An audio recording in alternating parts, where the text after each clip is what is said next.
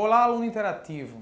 Antes do início da aula, onde você vai assistir agora, em poucas palavras eu quero dar aqui o nosso agradecimento em nome da escola a você, aluno interativo, que se dedicou durante todo esse ano letivo e os demais anos que esteve conosco, pela sua dedicação, pelo seu estudo, seu empenho, seu foco. E aqui o nosso objetivo é, de fato, dar o melhor para vocês. E pensando em dar o melhor, pensamos em começar o nosso canal interno de TV e lançamos o ITV, canal onde está disponível algumas aulas, onde os professores utilizarão esse estúdio para gravar e passar questões e dicas do Enem. Estamos dando início com o ITV com o projeto do Aulão em Casa, onde você irá, no conforto de sua casa, assistir aquele aulão que aconteceria em algum auditório, em algum espaço que estaria acontecendo para o nosso aluno. Então, aproveite o conforto da sua casa, aproveite o seu local, onde você esteja, do seu próprio celular mesmo, assistam essas dicas com os nossos professores, com essa equipe fantástica do Interativo. E em nome da direção, o nosso muito obrigado e desejamos a você muito sucesso, foco, determinação. Temos certeza que iremos comemorar no final de tudo isso a aprovação de cada um de vocês. O nosso muito obrigado a cada um de vocês. Tudo de bom e boa prova. Olá, alunos do Colégio Interativo, estudantes e estudiosos da literatura brasileira. Hoje nós vamos trabalhar com a revisão para o Enem. Vamos conhecer o patrimônio cultural brasileiro no que diz respeito à literatura brasileira. As nossas dicas fundamentais hoje serão sobre pré-modernismo e modernismo. O modernismo principalmente, que é uma constante no Enem, a prova do Enem costuma abordar muito sobre o modernismo. Então as nossas dicas hoje serão fundamentalmente sobre o modernismo brasileiro.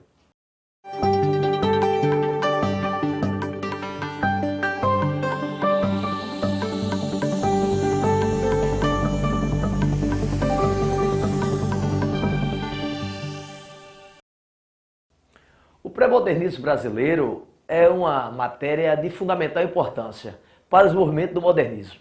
É importante que o aluno lembre que o pré-modernismo brasileiro é a preparação, é a raiz do nosso modernismo. E, por sua vez, o modernismo será a principal escola literária brasileira, sem dúvida, com grandes nomes. Mas para isso é primeiro a gente estudar o pré-modernismo. Vejamos, o pré-modernismo começa em 1902, quando Euclides da Cunha publica a obra Os Sertões, uma obra de teor denunciador, a princípio sobre o massacre da Guerra de Canudos, que aconteceu no interior da Bahia. Uma obra grandiosa, dividida em três partes: a terra, o homem e a luta.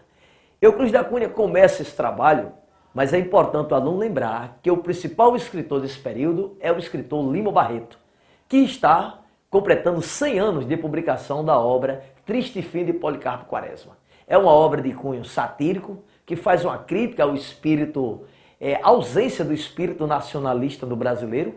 É uma obra de cunho político, e que satiriza a política brasileira, e que faz o Lima Barreto um raio-x, um panorama das estruturas políticas no Brasil. A desgovernabilidade, a corrupção, a denúncia social é muito latente nessa obra. Além de Lima Barreto, nós ainda vamos ter Monteiro Lobato, um escritor importantíssimo, o Graça Aranha e o poeta paraibano, o ilustre Augusto dos Anjos, com uma poesia esdrúxula, uma poesia que causou impacto no período em que o livro, em 1912, Eu e Outras Poesias, foi publicado. Então, na poesia, merece destaque o Augusto dos Anjos.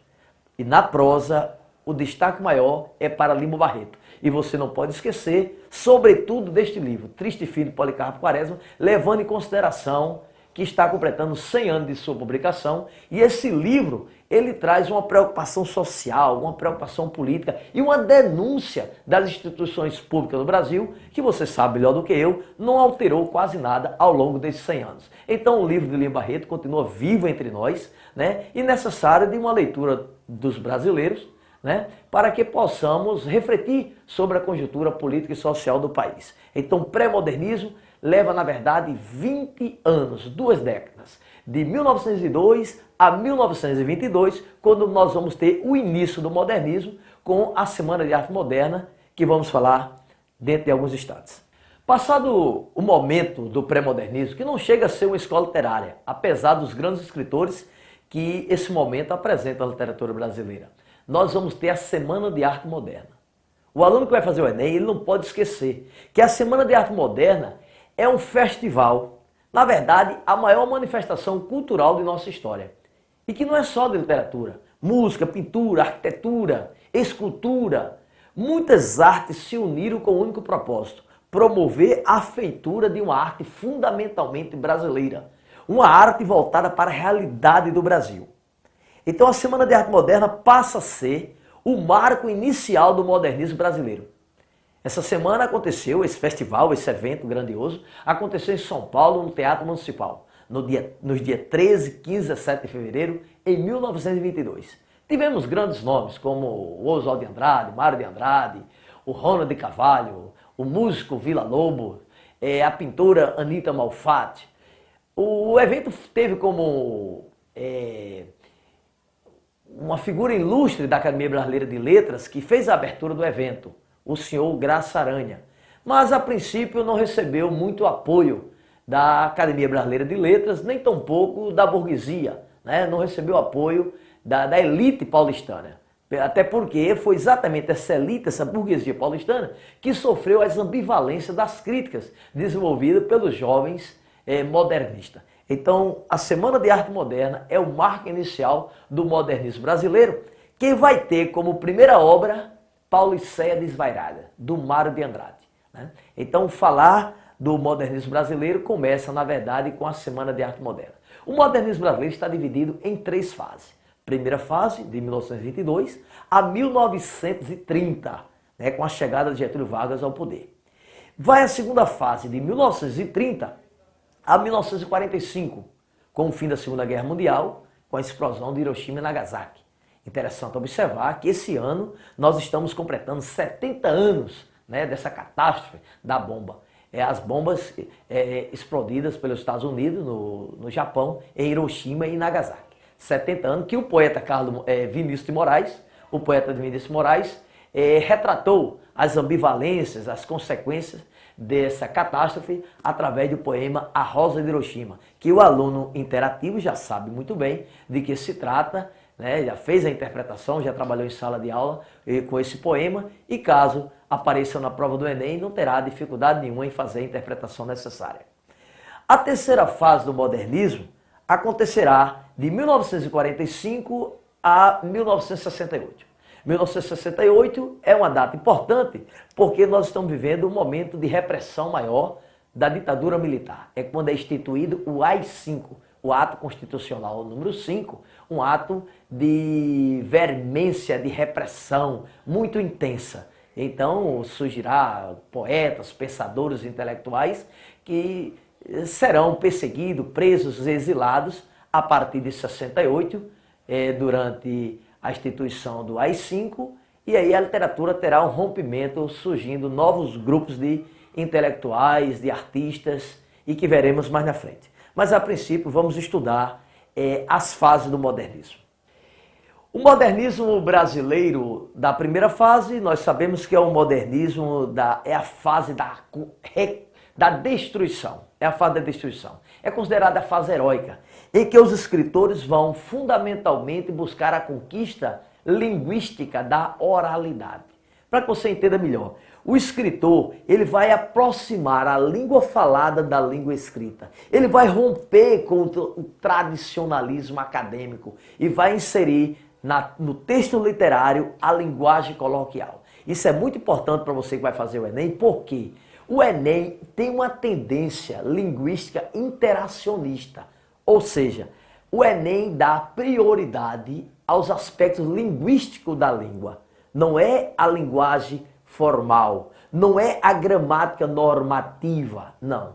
O Enem tem historicamente se voltado para a linguagem coloquial, para o coloquialismo, para a oralidade.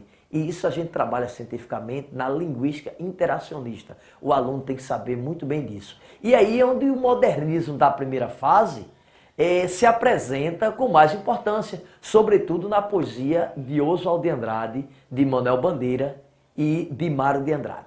A segunda fase, que vai de 30 a 45, é a fase do amadurecimento. É a fase em que os poetas voltar-se-ão mais para a introspectividade humana, buscando revelar os anseios, as inquietudes do homem que está vivendo um período de muitas turbulências no sócio, política e econômica, em virtude dos conflitos. Em 1930, o mundo já entra numa depressão em virtude da queda da Bolsa Nova York em 29.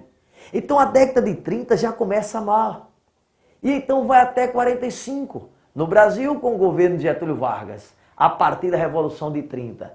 E depois de 37, o Estado Novo, um período ditatorial. Em 39, a invasão da Polônia, o início da Segunda Guerra Mundial, até a explosão das bombas de Hiroshima e Nagasaki. E os poetas desta fase se preocuparam em cantar na poesia o estado de espírito do homem. Aí sobressai Carlos Drummond de Andrade, Vinícius de Moraes, Cecília Meirelles, Jorge de Lima, Murilo Mendes e você não pode esquecer, Mário Quintana.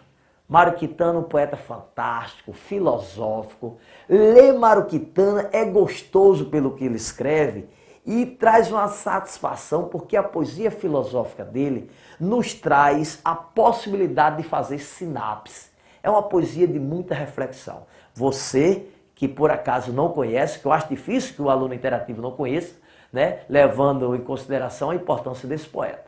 Mas se você ainda não leu, então procure fazer uma leitura sobre o poeta Mário Quintana, que faz parte da segunda fase. A segunda fase também se apresenta de forma muito importante na prosa. Na prosa com romance nordestino. Veja só, apenas nomes de peso. Em 1928, o escritor paraibano da cidade de Areia, José Américo de Almeida, introduz o romance de 30 no Brasil, cujo propósito era denunciar, fazer o Brasil ver um Brasil que o Brasil não enxergava. O Brasil nordestino, o Brasil do sertão, o Brasil esquecido, o Brasil que os brasileiros do litoral viravam as costas. Então, com a obra A Bagaceira, José Américo de Almeida começa esse trabalho. Mas esse trabalho vai ser aprofundado e chegará ao ápice dessas denúncias no grande escritor alagoano, Graciliano Ramos. Então, neste momento, nós temos apenas nome de peso. Graciliano Ramos, José Líndio Rego, também paraibano, José Américo de Almeida, paraibano, Raquel de Queiroz, cearense e Jorge Amado, baiano. Jorge Amado, você sabe que a obra dele tem duas fases. A fase socializante, a fase denunciadora e a fase mais carnavalesca, que é essa que toma conhecimento geral no Brasil. Devemos lembrar também que esse poema regionalista se manifesta no Rio Grande do Sul, através de dois grandes nomes, Érico Veríssimo e Dionélio Machado. Esses dois escritores do Rio Grande do Sul também sobressaem com denúncia social, mesmo que de cunho urbano, né? Mas mostra sua literatura também engajada em questões sociais. Então aí nós temos a segunda fase do modernismo brasileiro e vamos então agora para a terceira fase, que é uma fase que vai se apresentar depois dessa poesia da segunda fase que eu falei para vocês agora há pouco, sobre Carlos Drummond de Andrade, Vinícius de Moraes, Cecília Meirelles, vai vir a terceira fase, né? Que é a fase que vai vir a partir de 45. Essa fase a partir de 45 vai ter duas vertentes. Vai ter a prosa de análise psicológica, lembre, Clarice Lispector. É ucraniana, mas fez da língua portuguesa a sua pátria. Uma excelente escritora e, sem dúvida, a melhor contista brasileira, Clarice Lispector. A obra dela apresenta uma análise psicológica. Né? E o João Guimarães Rosa, que dispensa comentário.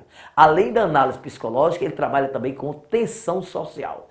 Ele continua fazendo a denúncia social que os escritores da segunda fase fizeram, né? Inclusive no caráter também regional. Agora não mais regional, nordeste, sertão, mas sim o interior de Minas Gerais, que tem as mesmas necessidades políticas, sociais e econômicas do nordeste brasileiro. João Guimarães Rosa. Então podemos dividir essa prosa, após 45, na análise psicológica e no regionalismo.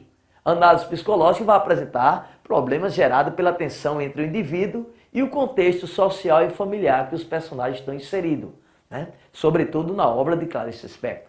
E no regionalismo, que tem como objetivo representar a realidade do interior do país, como eu falei para vocês, sobretudo o interior de Minas Gerais, né?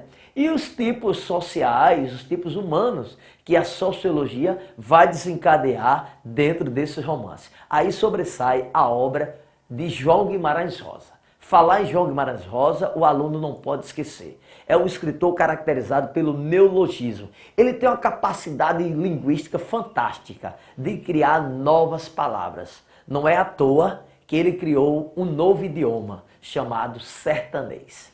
Isto é na prosa. A terceira fase do modernismo, a fase de 45, apresenta um nome inquestionável: João Cabral de Melo Neto.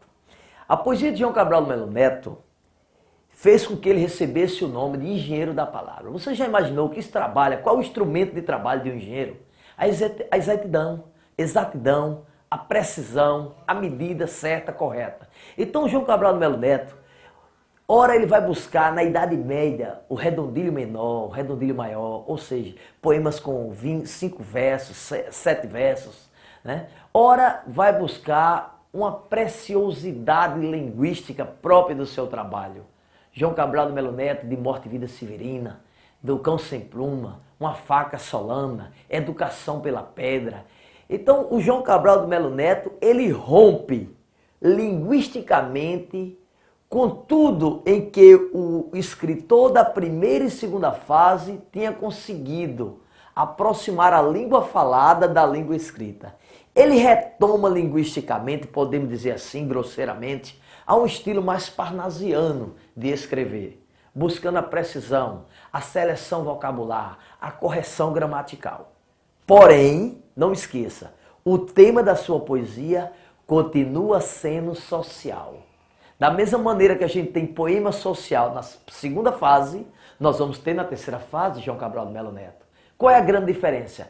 A grande diferença será o aspecto linguístico. João Cabral de Melo Neto, ele é muito precioso na linguagem. Maravilhosa poesia de João Cabral de Melo Neto. Esse momento da poesia brasileira, depois de 1945, apresenta duas vertentes. A poesia concretista, que vai se manifestar no Brasil fundamentalmente nos finais dos anos 50. Começa por ali em 1956 e vai até a metade dos anos 60, quando a gente vai ter a introdução da poesia tropicália. A poesia tropicália ela vem recheada de música, com grandes compositores como Gilberto Gil, Caetano Veloso, Geraldo Vandré, Chico Buarque. Esses intelectuais, eles receberão aquela influência, aquela perseguição do AI-5. E aí alguns serão presos, exilados, e terão de produzir textos de forma mais camuflada, sobredorando a realidade, porque a preocupação maior era fazer uma denúncia política. Então o período de repressão não deixava que a música, que a poesia cumprisse o seu papel, né? O seu papel de fazer essa denúncia política. Então o pessoal do grupo Tropicália sentiu realmente essa perseguição. Mas antes nós vamos ter a poesia concretista. A poesia concretista, ela vai romper com o tradicionalismo, que é fazer poemas através de verso. Na poesia concretista, o que vai sobressair é a disposição gráfica da poesia. Então, é o imagético, é o gráfico, é o não verbal. E isso, meus amigos, meus alunos, vocês que vão fazer o Enem, tem que atentar muito. Porque esse tipo de poesia hoje não recebe o nome de poesia concretista, mas é uma constante nas redes sociais. Você que tem Instagram, Facebook, WhatsApp, recebe muito tipo de poesia, muito tipo de mensagem, muito tipo de texto, que na verdade tem um teor poético, E o que sobressai nesse texto não são as palavras, não são as verbalizações. O que sobressai é a disposição gráfica de como esse texto chega até você. E você acha interessante, você faz reflexão, você compartilha, você encaminha para uma outra pessoa pela importância do texto. Então você observa que a poesia do concretismo não ficou parada no tempo, na década de 50, na década de 60. Hoje, ela volta à tona através das redes sociais, porém com um novo nome. Né? Costuma se chamar de poesia digital, poemas digitais, né? Em virtude desse mundo que nós estamos vivendo hoje, de Instagram, Facebook, WhatsApp e outros recursos que vocês conhecem muito bem. Né? A intenção dessa poesia concretista é renovar a linguagem poética através de disposições gráficas. Então, o imagético, o gráfico, é que sobressai. E aí a gente volta a João Cabral de Melo Neto para falar de poesia social. A preocupação com a mensagem, a comunicação rápida com o leitor. Então, há uma preocupação social e essa preocupação social também vem associada aos aspectos linguísticos do texto, que não pode ser desprezado, nem tampouco tão relaxado como foi na poesia da primeira fase de Oswald de Andrade, Mário de Andrade, Cassiano Ricardo, Alcântara Machado, Plínio Salgado, Menotti Delpit, o próprio Manuel Bandeira, tá certo? Então, aqui é uma revisão sobre o pré-modernismo brasileiro, sobre o modernismo, tendo em vista que são assuntos constantes na prova do Enem, desde 1998, o Enem sempre dá assim uma prioridade aos temas mais contemporâneos. E nada mais contemporâneo na nossa literatura do que o modernismo. Eu vou aproveitar a oportunidade também e lembrar você para não desprezar em momento nenhum os escritores latino-americanos que receberam o Prêmio Nobel. Veja, o ano passado nós tivemos um peruano, no Enem, texto do peruano Mário de Vargas Llosa. Até esperava que qualquer dia aparecesse o texto dele, mas não tão rápido assim. Chegou o texto dele antes de outro prêmio Nobel, o grande poeta chileno Pablo Neruda. Então você já deve ter lido alguma coisa de Pablo Neruda e não será surpresa se você tiver poemas para interpretar, obviamente em língua portuguesa, do grande poeta Pablo Neruda. Um poeta muito gostoso de ler, um poeta que além de poesia lírico-amorosa também fez uma poesia de combate, uma poesia comunista, uma poesia social. Foi realmente um militante de esquerda no Chile e que a literatura dele diz muito respeito à literatura brasileira também. Um outro escritor latino-americano, também prêmio Nobel, que precisamos ter atenção, é o Gabriel Garcia Marques. É um escritor colombiano, mas de muita leitura no Brasil, e o Enem sabe disso. Portanto, a qualquer momento poderemos ter um texto de Gabriel Garcia Marques. Agora lembre, aí não será poesia, aí será um texto em prosa para você interpretar. Nada a respeito da vida dele, aspecto de trabalho literário, mas fundamentalmente para a interpretação textual. Porque o que o Enem quer de você no domingo, olha, presta atenção, a prova do domingo é uma prova de interpretação textual. Não só em linguagem, códigos e suas tecnologias, como também na prova de matemática. Boa parte da prova de matemática requer conhecimentos básicos da matemática, ou seja, a sua capacidade de intelecção sobre o que apresenta as questões de matemática. Sobressai assuntos elementares da matemática, né? Associado à prova de produção de texto. Porque um indivíduo que está alfabetizado, que domina sua língua, a norma culta, conhece as variantes linguísticas, o indivíduo que conhece o sistema ortográfico em vigor e tem leitura, consequentemente ele produz uma boa redação. Então é isso que se quer da prova de domingo. Fique tranquilo, você está preparado para isso e vai fazer com muita certeza uma excelente prova. É só relaxar e saber que a prova de domingo será uma prova fundamentalmente de interpretação textual. Por isso eu lembro para você desses escritores. Pablo Neruda, Gabriel Garcia Marques, são prêmios Nobel de países vizinhos a nós aqui, vizinho ao Brasil, aqui da América do Sul. E que é muito importante para nós a leitura desses indivíduos. Também gostaria de lembrar que lá em Portugal nós temos escritores importantes que contribuíram e contribuem para o desenvolvimento da literatura no Brasil. Você sabe que no teatro nós temos aqui grandes nomes, Ariano Suassuna, Dias Gomes, Nelson Rodrigues, Martim Pena. Esses escritores se inspiraram no Teatro Vicentino do século XV, lá em Portugal, do Teatro de Gil Vicente. É um grande nome. Depois nós temos Luís Vaz de Camões, grande poeta português que também influenciou demais a literatura brasileira, inclusive o Renato Russo musicalizou versos de Camões. Depois nós temos Eça de Queiroz, grande escritor naturalista, que muito influenciou o maior escritor naturalista do Brasil, Aloysio Azevedo. Mais na frente nós temos o modernista Fernando Pessoa e seus heterônimos. Olha, presta atenção. A poesia de Fernando Pessoa é muito importante para a literatura brasileira, para a língua portuguesa, inclusive os seus heterônimos. E finalizar, um outro português que merece muito respeito, por sinal, o Prêmio Nobel, de todos esses que eu falei, o único Prêmio Nobel da língua portuguesa, nós temos José Saramago. José Saramago, que nos deixou agora há pouco, também é um nome muito marcante na literatura da língua portuguesa. Tá bom?